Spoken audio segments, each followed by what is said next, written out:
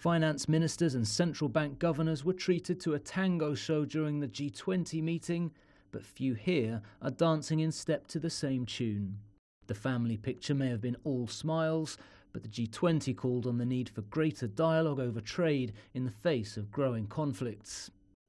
The backdrop to this meeting was an increase in tension over trade and tariffs. On Friday, US President Donald Trump threatened to increase the tariffs on Chinese goods from the current $34 billion to include all Chinese imports valued at over $500 billion.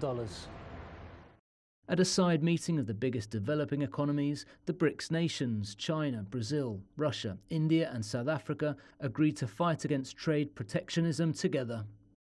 The IMF on Saturday issued a warning that new tariffs already in effect risk undermining the global economy. Which in the worst case scenario, under current measures and not taking into account most recent announcement, is in the range of 0.5% of GDP on a global basis.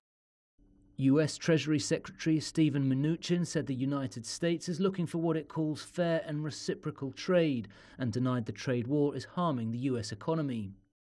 But from a macro standpoint, we do not yet see any significant impact on the economy, but we'll continue to monitor it. Host Argentina promoted the G20 as the most important forum for dialogue and consensus.